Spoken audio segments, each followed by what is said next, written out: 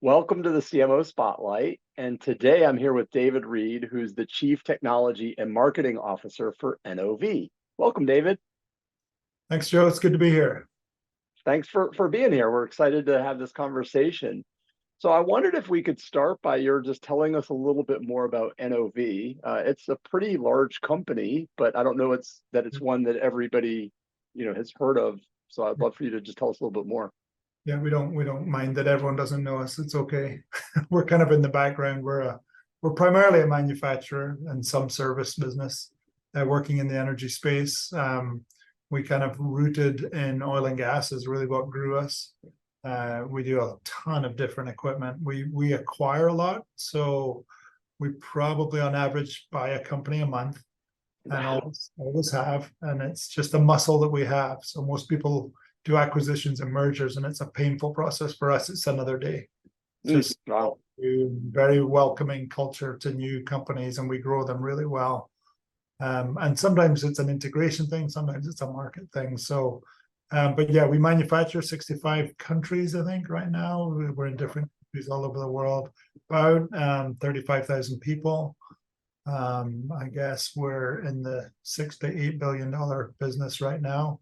We've been up at 20 in the best of days, and probably will be back there. But yeah, we go up and down with the markets. We've been moving a lot into the renewable space, and we have fringe things in infrastructure, and then food and beverage and chemical and all sorts of fringe things, but generally equipment. And for me, it was always in drilling rig design originally, a lot of robotics and automation and various things there. So yeah, complex. Excellent.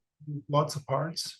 So the manufacturing side of things is primarily the equipment that one would use to extract oil, gas, etc. If you see a drilling rig in a picture, it's absolutely got something of ours on it, and could be 100% ours. So in the last maybe 15 years, I think we built out most of the offshore rigs and a large portion of land, and the ones that other people built, they put our stuff inside of it. If you see systems around, we're there always, but not always known to be there, So, but if you go to a gas station in the US, 60% of those are our systems underneath the gas station. That's not, we're a big fiberglass and composite business as well, in a lot of different areas. But yeah, we're complex, but very much a good manufacturer, a lot of software systems. But yeah, it's very cool. So you have an interesting role. I know you've been there for almost 32 years, so a long time. And we'll talk a little bit about your career path, but your title and your role is Chief Technology and Chief Marketing Officer. So I'm curious if you could tell us a little bit about that role. We're seeing that more and more, where there's a hybrid of both technology and marketing. And if you could tell us a little about your role, but also the team and how what are the teams that you work with? Well, it can be confusing because people think technology is a CIO. Like, people assume I'm doing IT stuff. I don't touch any internal systems. I'm not buying or speccing people's systems. I'm inventing stuff. So we play in the invention and technology push, mostly for strategic reasons. Part of my strength in the company has always been this kind of see forward kind of view, getting us to do things before we're ready to do them, so that when the time comes, that's our business, but before it comes, they all think I'm some madman. So most of my life has been, thinking I'm crazy until it becomes someone else's idea. And then it's who we are, so I've lived through that for these 30 years. I came out of a different business, but I think differently, and that's been my thing. And so those two roles are really just describing me. Always been a marketer, always think about markets and think about application and strategy. And I think the company finally realized that, I'm really a technology guy as well, that I'm all about where we're going. And in the industry, I was recognized that way. People saw me as a technology person. If you told them I was a marketing person, they'd be like, is he? He's really, really kind of world business guy who understands where we're all going. And so I've built very strong relationships very high up in a lot of organizations, usually our customer's customer.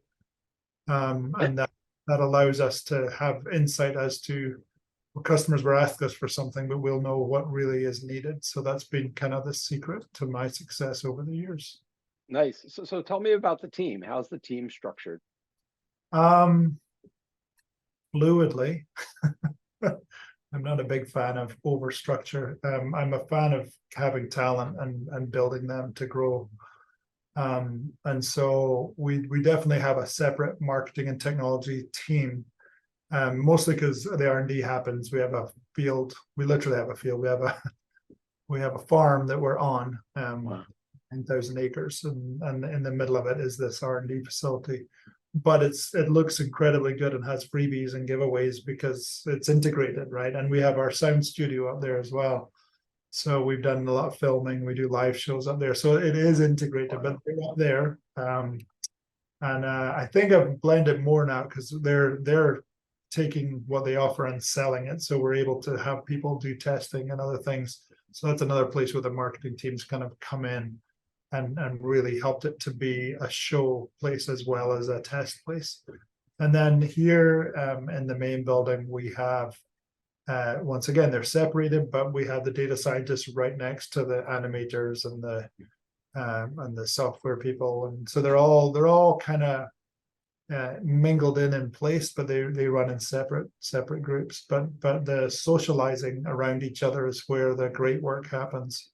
And we're always amazed how much you cross over. And we're not forcing it. We always kind of have a position that work should be natural, and so people are around each other and we do a lot of social things. I use meals and serving each other meals as a tool to kind of break down barriers and get people to be more efficient and get to know each other as humans and naturally collaborate where, the more you can make it natural, the more people buy in, the more you tell people to do things, the less likely it is to succeed. So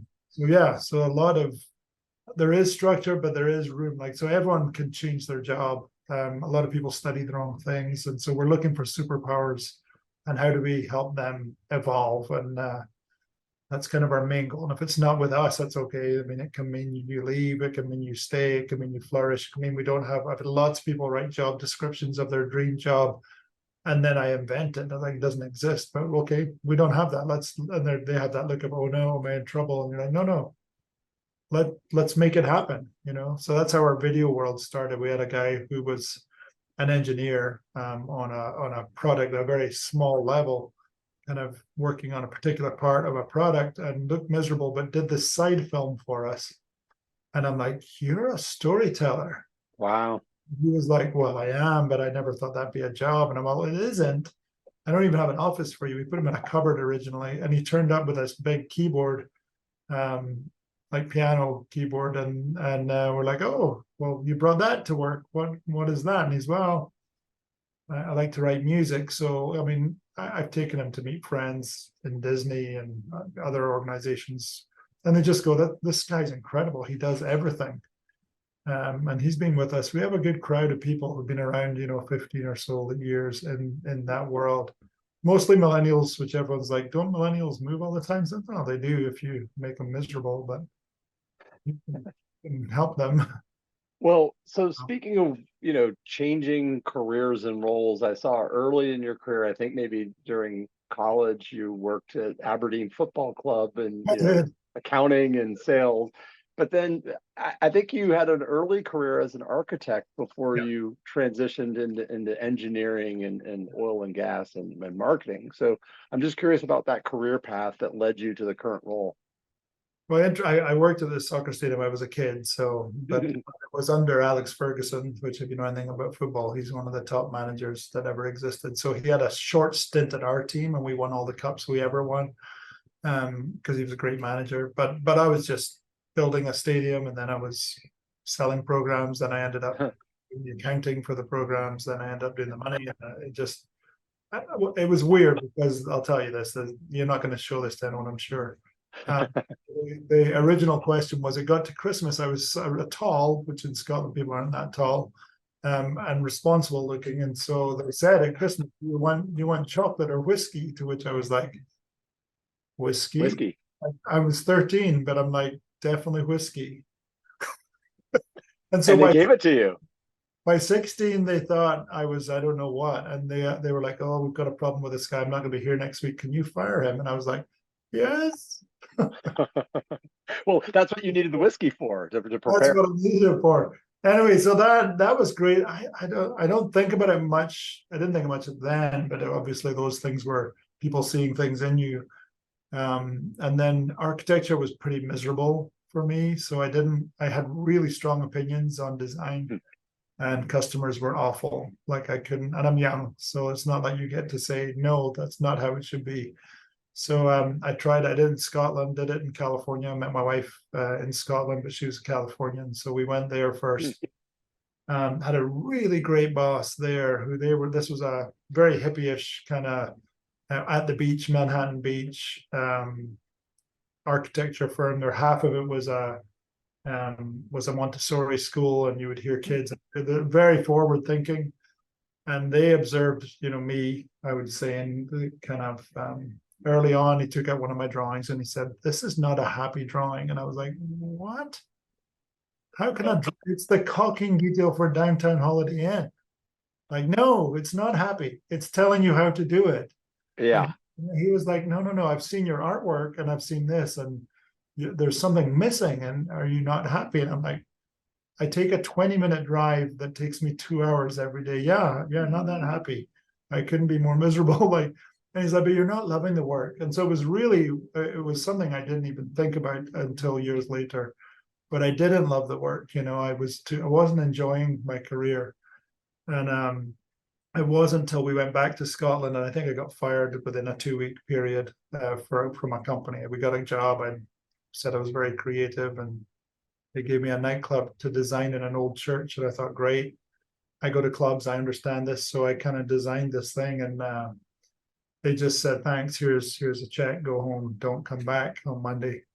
And they were shocked because I think I probably understood clubs better than these older churches. it worked. They built it exactly the way I designed it, which was really weird. So maybe they were getting a cheap deal, or I don't know. Maybe I wasn't whatever. But that was the last thing I ever did in architecture. I worked for a structural firm quickly. Then I got a temp job in an oil and gas company for a year. And then someone found me and liked something. It was a Californian company based in Scotland. And this guy met me socially, and he just saw something in me. He's like, I'd like you to come and work in the repair shop. And I'm like, I can't even put oil in my car, never mind understand mechanical things. But they really saw things in me. So that was great. That was really good for me. And I ran the shop. We started making a lot of money in a hard time. And then I got on drilling rigs, and I immediately felt what we were trying to fit, which was designed and built in California, was wrong. So I designed something else and got some local suppliers in Norway to cost it. Then I called my boss and said, I designed something else. And he's like, well, that's not your job. And I was like, well, but it has to be. We're not going to get this unless we build locally, unless we do something different. And he said, well, it just so happens management team's meeting tomorrow. So why don't you go see this guy tonight and show him what you've done. And I showed him, same thing. He's like, who are you? What are you doing? I'm like, well, I work in Scotland. And so within a week, they moved me to California, which my wife was very happy. And I've started becoming the guy who designed and made the robots. I wasn't designing them. I was having engineers do it, but I was sketching out all the time. Mm-hmm. It's kind of more of an architectural view than a detailed design thing. But I became very quickly the designer of drilling rigs. And so within a 3-year period, I wrote a paper on it, and suddenly I was very influential on the way rigs were designed and going. And I continued up down that road, went around different businesses. Usually I was put into problem businesses, which had a challenge, and I would overcome it. And over time, I just got to know people and kind of built this world network that was really helpful. And in those years, we didn't technically have marketing. It was really a bunch of technical sale that we would go and we'd write paper. So when we finally got to the size that there was a marketing department, I expressed interest and kind of ran products for a while. Then finally they gave me a global job, which included marketing, and had that ever since. So yeah, quite a Wow. journey. The technology thing was more leaning on, I've been such an influencer on technology and kept that going all along.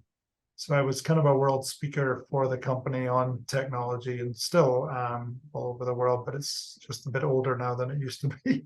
It's not as much fun as it used to be, but Yeah. I have a lot of relationships high up in a lot of organizations around the world, and that helps inform me. So Very cool. I gather all the top technical people and brainstorm their issues in our customer's customer. And that tells me where they're going and what they're struggling with. And that helps me to guide and move the company towards things that are coming. Nice. You mentioned superpower, and I believe that everybody has a superpower. So I'm curious what you feel your superpower is. It's growth. It's people growth if I'm in my best mind. Yeah, I'll grow business and other things, but I'll destroy people if I do that.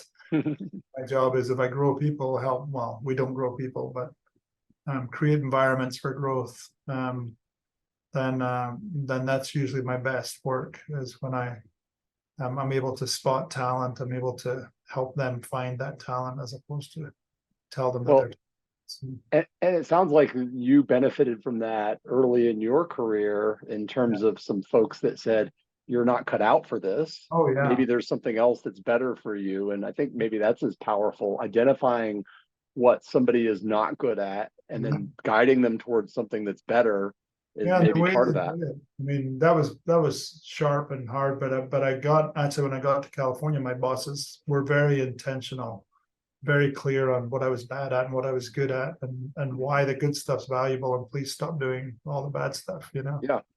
And that was really good for me. And they saw things in me. I'd come out of Scotland. It wasn't a natural place for feedback, Different culture. different Well, culture. so I'm Feedback. curious if there's a piece of advice that maybe you wish you'd gotten early in your career, or maybe you would dispense to a younger marketer that's just starting out in their career. Well, I think understanding the business is everything.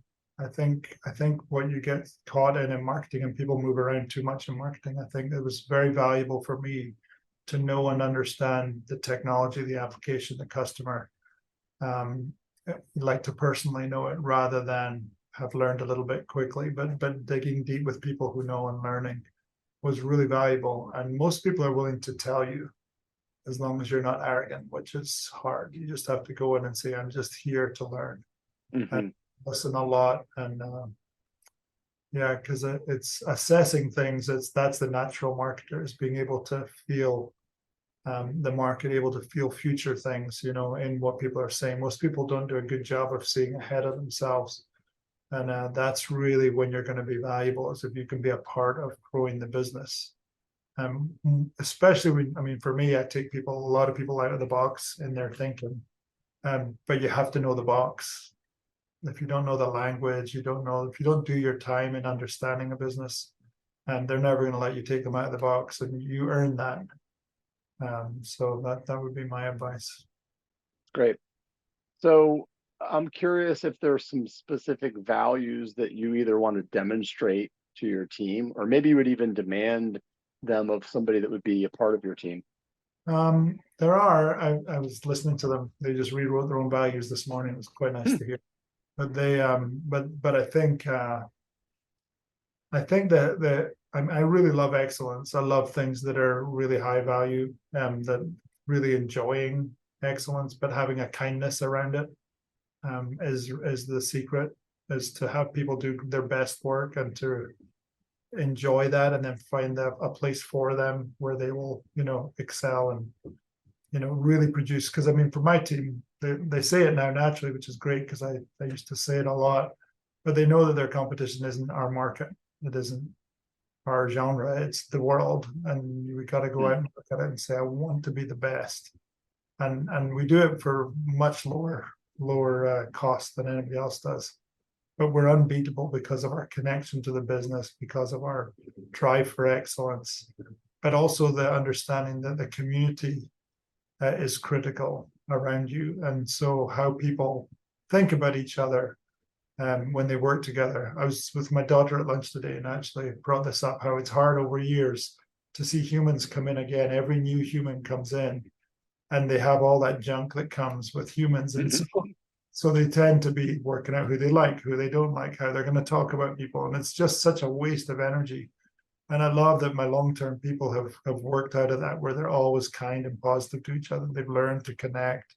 They don't have to love each other. They do need to understand they're humans. And when that is clear, your efficiency levels go through the roof. It's when you worry about people and you feel things in the office, that the normal social junk, if you can get rid of that, and really have people pushing forward and enjoying their community and their work, and then everything else works out. I think also that creates a safe space for people to take risks. And that way, because they know that they'll still have the support of their peers if they fail. Yeah, and me, I mean, there's a lot. I have a new employee who's been keeps asking, she came out of another corporation before that, and is really struggling with the needing permission. I'm like, just get in trouble, go do whatever. I'm sure it's great, and if it's not, I'll say it was me, and we'll get through it. It'll be fine. We'll get in trouble. It's the fear of getting in trouble is more of a pain than the risk. We need the risk taking. Yeah. So here at Setup, we're marketing matchmakers, and that usually manifests itself in connecting brands and marketing agencies together. So we're not an agency, we're not on the client side, we live in that space in between. So we're observers of the relationship between brands and agencies. So I'm curious about how you work with it. Do you work with agencies today? And if so, how do you work with them typically? We try not to, so that doesn't help. It's because of the natural, when you work with an agency, they have to learn you, and when they learn, that's a process that takes time, and then they're kind of locked in. And but that process is never as genuine or as fast as I like. But we have used them. Usually when it's a big step that we need to convince everyone to take, we've gone out, like we rebrand. We went out and we never really had a who we are statement for the company. And so I wanted to pay money for that. I had to go as high as I could to get that done right, to get the survey work behind it, to know that we're genuinely, this is who we are. And for someone who acquires companies, we learned that we have the same culture across the world. And that's the wrong word. We don't have the same culture. No one does. But we had the same words to describe who we were. Okay. And that was really interesting because it genuinely was. And I'd experienced that as I traveled. You have this weird connectivity, very, very small company thinking in a large company. And everyone thinks they're the only ones. When you get there, they're like, oh, I hate to tell you, this is how we are. And you're like, well, don't worry, we're all like that, So we have used agencies when it's definitely, in that case, it's more, at first we thought if we're gonna convince people, we'll need someone outside to do it, but there's just sometimes that finesse and outside view that's really helpful. And I'm curious if there are certain disciplines of marketing where you feel we have to own this in-house. It sounds like most of the functions you feel strongly you'd want to keep in-house, but are there certain others that you really feel you benefit more from an outside perspective? You mentioned the rebrand and the brand work, but are there other things that you feel, outside perspective adds more? Maybe it's maybe either capacity, or it might even be capability that you just don't want to keep in-house. Yeah, I think on web, when it's a technical, we've gone outside for technical help. And when a full web redesign, we went outside. And then we carried it over back in. We have as much in as we can, mostly because the economics are incredible. If you can get people who love the company, love doing the work, it's unbeatable from a cost standpoint and genuine content. So we definitely have a natural voice that people recognize, and we're hard to beat because people go to agencies to catch up. But they're not doing that work that we did on the who are we genuinely. And so once you've set the foundation, that's where the external, so setting the foundation and probably technical things that are more advanced than we're able to understand. And so really pulling people in for that. Makes sense. So as marketers, we often work with non-marketing functions in the organization. So I'm curious, how do you demonstrate the value of marketing to the non-marketing functions within the organization? A very marketing question. It's very funny because people worry about this, and because I started doing CMO events to learn that I'm not like CMOs. Right, right, right. They all spend their life not being trusted, and so they're having to demonstrate that. Well, you've also outlived the average tenure of most marketing people, marketing Yeah, leaders. exactly. And well, and that's what I learned is why, and it's because of this connection to the business and trust. Mhm. I have a wild trust from my leadership team. So we added a guy from Meta on our board, Facebook Meta, Yeah, but right. he wanted to know about our social media strategy. My peers all don't use social media, and I've never told them that we have a huge strategy. I've never, because I don't have to ask or explain. So but I did actually use metrics in there. But what was funny was I'm explaining to the board and I'm explaining to the leadership team for the first time that we have a live show that we do regularly, and that, that we have all these, we use animation in these ways, and this is how big we are on social, and our footprint and drive has been incredible. But we don't do it to justify in our world, but we are hard on ourselves to justify, to understand where the value is, because it's often soft. And so it's looking for feedback mechanisms that can tell you it's working. And we've definitely had products where, and we didn't make a big noise about it because we're not defending ourselves. So we're very trusted. Everyone knows we're economically sound. And no one's like, we're spending too much money on marketing, because Right, right, right. we're working to trim and make sure we're doing very efficient things. The live shows for us, huge impact, big numbers. But you hear the stories from the sales force of how that worked. We did have one animation that sold out in a week. Our supply of a brand new product, their plan for Wow. the was was spent. And so we told that story to the board, and they were like, wow, this is great. But Do more of that. yeah, well, there wasn't any advice. They're like, you really do know this, because they were kind of criticizing a bit, I think, in the board meeting, where I'm not sure you're good at this stuff, and why can't you be like one of the board members had their, one of the other boards they were on, they do a great job. And so when we showed what we do, they were just like, oh no, that's really, really good. You're advanced in what you do. And we're like, yeah, we're ahead of everybody in our space. But I'm never satisfied with that. But we have pushed on. So yeah. Well, that brings me to a question about if there's a specific program or marketing initiative that you've done that taught you a great deal, either because it was a miserable failure and you learned a lesson that you needed to learn, or maybe it was some success that you'd like to emulate again in the future. I think being responsive. I mean, COVID was great for us because it made us have to change really fast. So we went very digital, very live, very quick, at low cost, which is nice, because it's always messy at first, until we perfected it. But gosh, lots of bad things we did, lots of bad use, lots of bad use. Not really being close to your market can hurt you to understand, is this effective? And so you try things, and if you're distant, it's too painful. Like using pure metrics doesn't tell you as much as, where does it hit the bottom line? Where are you impacting people? And I think impact to culture and people, where you're seen a certain way. When we do it well, and when you understand the right things to do.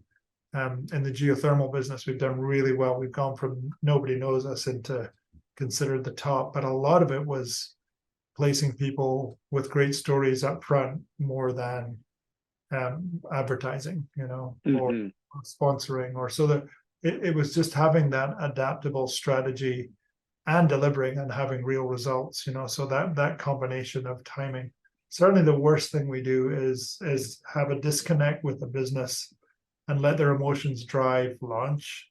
When they're not launched, they're not launching, they're just doing their first prototype, but they think it's a launch, and so they line everything up and set expectations to grow a business, and it can be a disaster if your timing is wrong. So actually helping them to understand what's the right time to do the right thing, and then people who just where they don't let you into their strategy and they call a bad strategy, and you help execute it, it just feels awful. Right, right.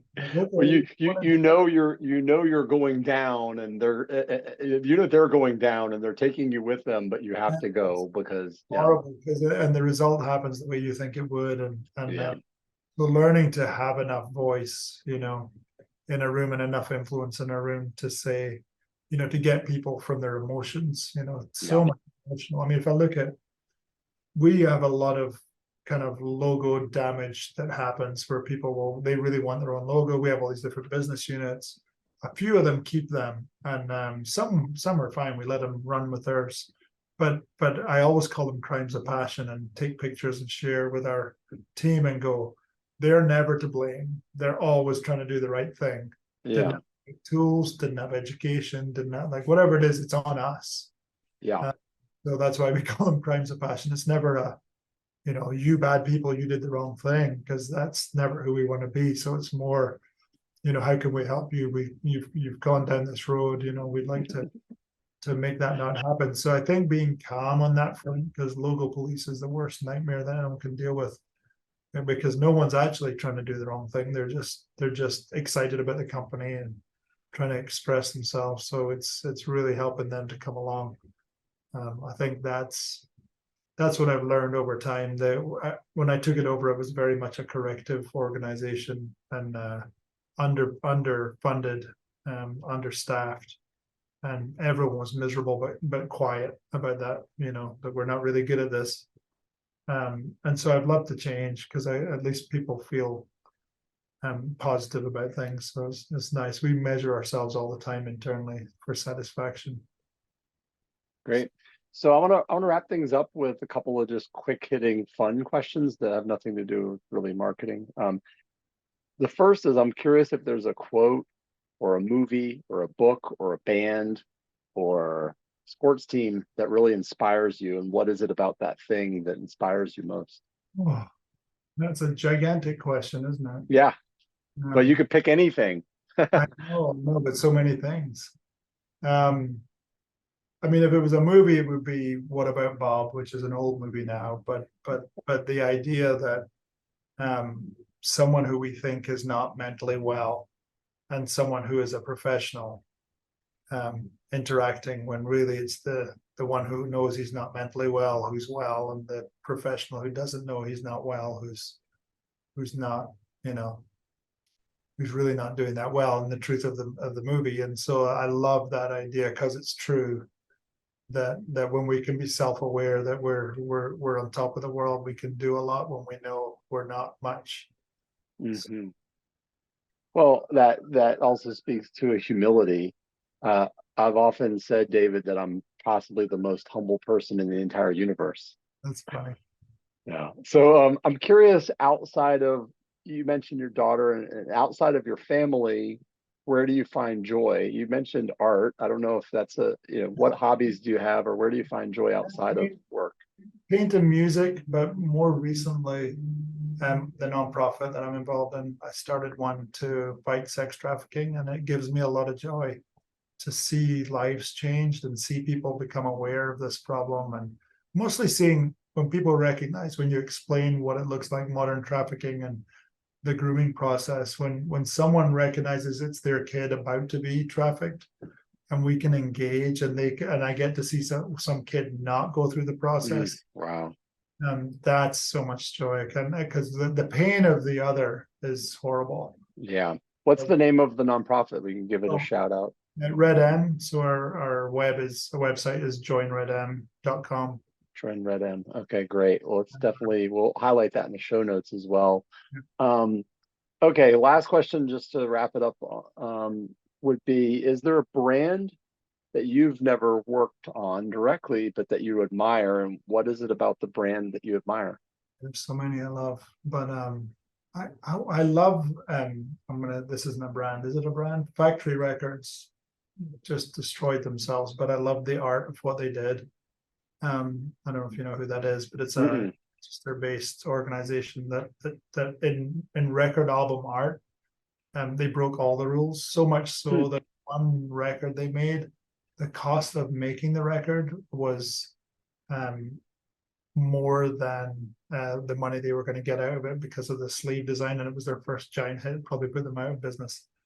But they didn't put words on their stuff. They started to understand subtlety and bring something really powerful, and it was very moving, and it understood the cult of following, and that people wanted to know something that was secretive. And I just loved how they inspired with art and drew people in to something that felt very inside and created a movement. So I really like that a lot. Very cool. I think that does count. Yeah, I think it does. I don't know. It's just something I enjoy more than I should, but I love it. All right. So David Reid is the Chief Technology and Marketing Officer for NOV. Thank you so much, David. This has been such a joy to have this conversation with you. I enjoyed it. Thank you.